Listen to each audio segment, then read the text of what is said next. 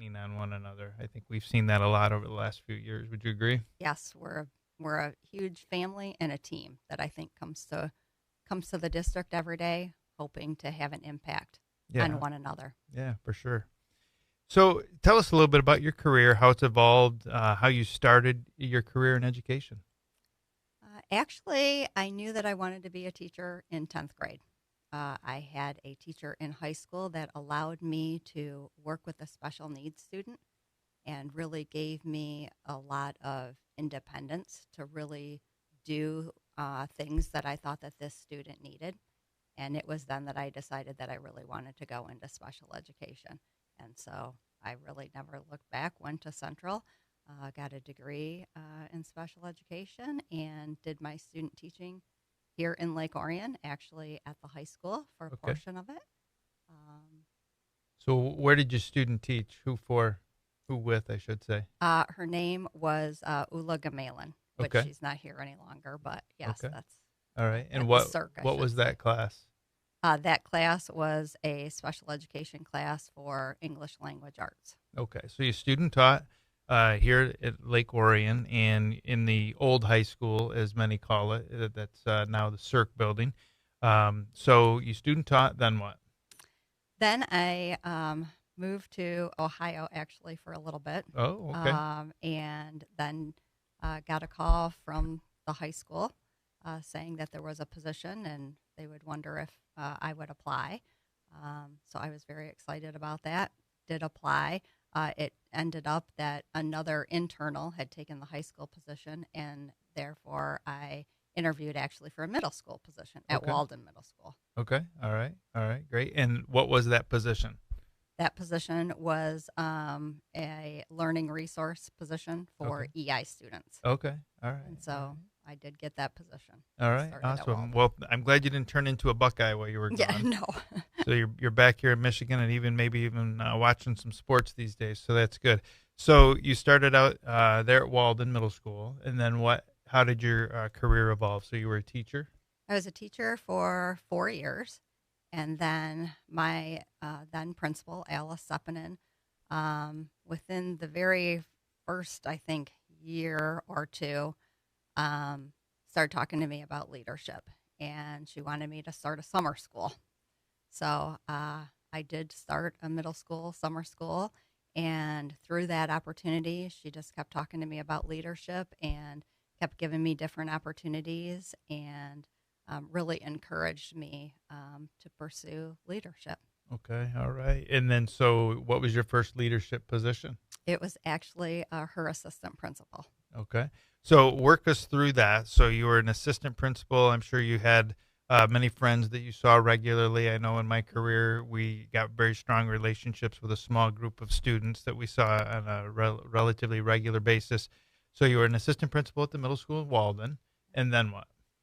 I was assistant principal for about a year and a half, and then the district was actually building a new middle school, and Alice was going to be the principal of that new middle school, and so there was a transition period where she had to move to that new middle school to get it up and running, and then the position, principal position, became open at Walden, Okay. and I applied for that and earned that position. All right. Awesome. And how many years were you the principal? Oh All right. So it boy, was a yeah, while. it was a little bit. It was a Yes, it while. was a little So bit. you're now the assistant superintendent for teaching and learning. So what happened between your middle school principalship to today? Can you work us through that?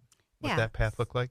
So uh, during my time as Walden Middle School principal, I had the opportunity to work on some bond work, some different district level um, opportunities as well. Negotiating team I've sat on for a long period of time. Some different initiatives throughout the years at the district level that I participated in, and that's where um, I decided, maybe the next step would be good. And I really didn't know if I wanted human resources or teaching and learning, but kind of lean more toward the teaching and learning. I really like to work with teachers in the classroom. And so that position, was open. And so I applied for that position and was blessed enough to earn that position. Okay, so you've been in that position ever since. Yes. Okay, all right, so awesome. So you've had quite a long journey as an administrator, and it continues, and I'm very thankful for that. To work with you every single day, you certainly have a great work ethic, that is for sure, and make a huge impact. So recently, you got some recognition from the chamber. Can you tell us a little bit about what that was all about? Yes, that was a little bit of a surprise. Evidently, the Chamber of Commerce has different awards each year that are given out, and I was nominated for the Youth Impact Award and received that award. And it was a great honor and total surprise. I didn't even know that existed. Okay. All right. Awesome. And that doesn't surprise me totally that unsure about all of that and a surprise because you come to work every day and you do all this work and you don't necessarily look for the accolades or the thank yous, but you look to get the next task done and you look to support the next person. And I'm very thankful that you were nominated and that you successfully received that. You definitely deserved it. So congratulations with that. Thank you. So I know it's hard for you to think about so many things that you've done, but as you look at highlights in your career here in Lake Orion, what would be some of the highlights? Oh, well, definitely, I think some of the bond work that I have been able to work with administrators and the community and teachers throughout the district, I think has been a great accomplishment. We've done a lot of great things with our facility, so that I would say was definitely a highlight. Going really back in the day, one of my first projects was actually to implement all day, every day kindergarten. Oh, If okay, you can yeah. believe that. That's way back. Yeah. Yes, way back when. So that really stands out because I really do think that was an important initiative for the district. And then I think just along the way, just working on different initiatives with teachers and administrators and staff, just to better our district and to better our service to our students and our community as a whole. Yeah, when you think back, with when there used to be all these choices around kindergarten, half day kindergarten, and now that we're in full day kindergarten, can you even believe that we weren't there? No, no. A lot of the things when I think back, it's crazy to think how things have changed so much. Yeah, I can recall that change too, and kind of some of the similar stuff that we're dealing with preschools. We're thinking, how are we going to have all day, everyday kindergarten with all these students, and where are they going to go? And we figured it out. It's just what we do in education, and certainly you're a problem solver that's made a lot of decisions over time that have turned into gold. So we appreciate the fact that you're in education and making a difference. And I know you talked a little bit about your sophomore year, getting an opportunity to work with somebody. Did you have family members or anything like that were in education that kind of steered you in that direction, or early on in your life, or was it around your high school years that you decided to be an educator? Yeah, I didn't have anyone in my family that was in education. It really was this high school teacher that just saw something in me that I didn't necessarily see in myself at that time. I went to high school, a very small high school.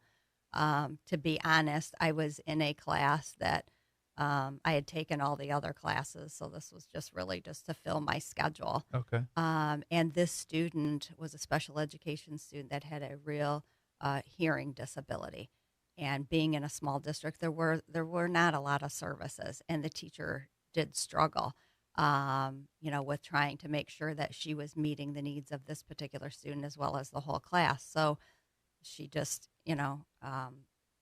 asked if I wanted to help, and I just took it from there. I had a lot of ideas that I shared with the teacher, and the teacher was like, go ahead. This sounds great. And then I just kind of worked with the teacher along the way, letting her know how I was supporting the student based on whatever the lessons were. Mm-hmm. And it just grew from there. And it was at that time that I just knew what I wanted to do. Yeah, that's amazing. And again, you think about the impact that we have, that she had on you, really to get your journey going. And, you think about that book that we both have read, Your Third Story, how she wrote on your story, and here you are today, and you're, continuing to author that. So that's awesome.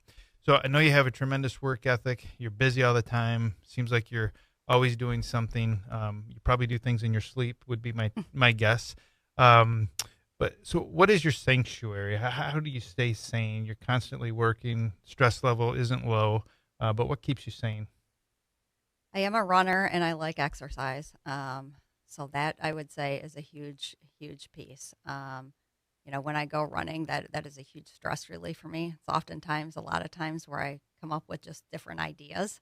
So for me, that's great. The other thing is I have a happy place in Florida.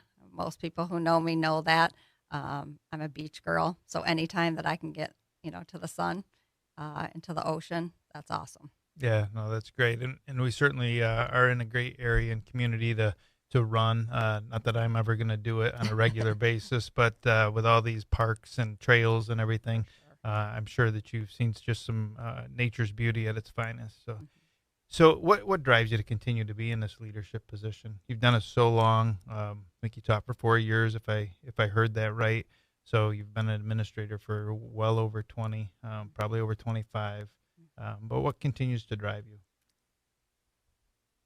It's just I see so many things that can be done, and I just like to have that feeling of of doing things that I think make things better.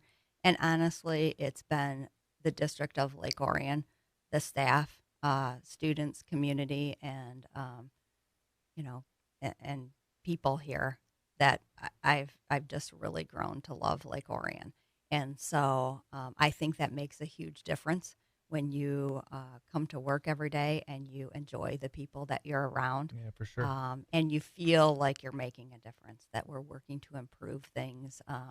We just have a lot of tremendous staff that are always wanting to make things better and evolve things for students. And Great. that's what drives me every day, Yeah, really. good. So this is probably going to be a little hard for you because this is about you. But how would you describe yourself as a leader? Oh, boy. The first one is passionate. I say passionate because some people know that I can become a little excited. I Yeah, call it passionate about passionate's things. good. Yeah. Yeah, yeah, passionate's good. When I feel strongly about some things. But I think passionate, dedicated. Um, I like to feel that hopefully I support others around me and Hmm. encourage them to take risks and do the things that they want to try, Hmm. and to keep us moving forward, um, and to be a leader that creates collaborative teamwork, and is like I said, is always doing what's in the best interest of the students in the district. Yeah, I agree with all those things that you said, and there's certainly you've done a nice job in the through teaching and learning in our school culture of really having a fail forward type of an attitude and a growth mindset, and that gets established when you have a great culture and the understanding that it's okay to fail. Hmm. It's our next step forward. And I would also say you're an adaptive leader in the respect that I've seen you really be a good listener, try to take in input, make uh, some decisions based on other people's perspectives and things. But I've also seen you in times that you need to make a quick decision. And, thankfully, in the situations that you're in, you have so many experiences to draw on. You know what the right decision is in times of urgency. So those are some of the things that I recognize as well. It's not uncommon to go by your office when you are in there. You do spend a lot of times out in the building, and people really appreciate that, and out in the community and help problem solving. But it's not uncommon to see you reading a book in your office. What's a book over the last couple of years that has really spoken to you or resonates with you? Anything off the top of your head? I would have to say it's the one that you referred to earlier, is your Your third third story. story? Okay. Yeah, that one for me. We did that as a book study, Yeah. and was just really, I think, just really spoke to me for various reasons. Hmm. And I have, I still refer to that book. I bought that book for several people, Oh, really? Okay. because I just think that it speaks to kind of progression throughout your life, and that I'm in a phase of my life where I am creating my third story. So what is Hmm. that going to be? And you know, at some point, what am I going to leave that third story behind? Yeah. And what will it be? Yeah, yeah, awesome. Good. I'm glad that had that impact. It certainly has for me as well. It's a book that I like to, get into annually just to Mhm. remind myself, and I do a lot of highlighting and notes and stuff, so I can kind of quickly go through it. But it definitely does help me as well. So good. So, who's that person in your life that gave you hope? I know you talked a little bit about your teacher, and maybe that's the one. But as you have developed into the person you are there people that have written on your story outside of that teacher? Yeah, I would say for sure my mom.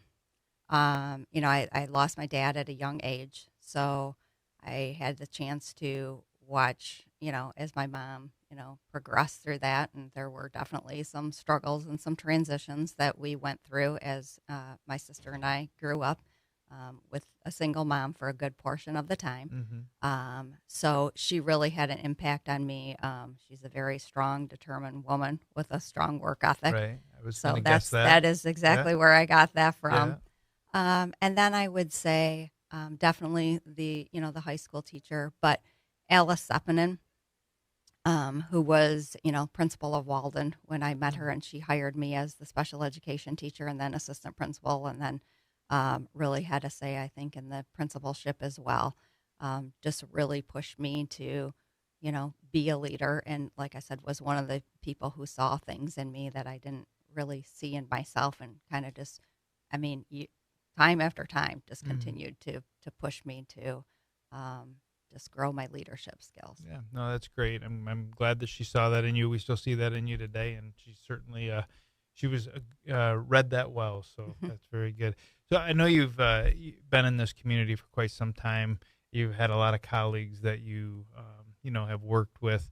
Any that you would really outside of your own personal experiences that have really made an exceptional difference in the community that you can think of? Oh, wow, that's a hard one. Yeah, we have a lot of really good We, difference makers, and so I do like to ask that just because it helps us, better understand the great things that have happened in our hmm community. I really, I mean, I don't know that I can name just one. All of our, all of our administrators, I think our administrative team is a very strong team and has that sense of community. Again, I Mhm. think that's what keeps me here in Lake Orion. Um, we're always seeing principals and assistant principals at community events and giving of their time in the evenings and on the weekends, and being part of fundraisers, and just, from serious community events to silly community events, Yeah. Um, so I definitely think all of our administrators just have that real sense of community, and they know the importance of people being able to see them in the community. Yeah, no, that's really good, and you're right. We have a tremendous leadership team for sure. So, well, great. Again, Mrs. Mercer, thank you for your contributions to our school and community.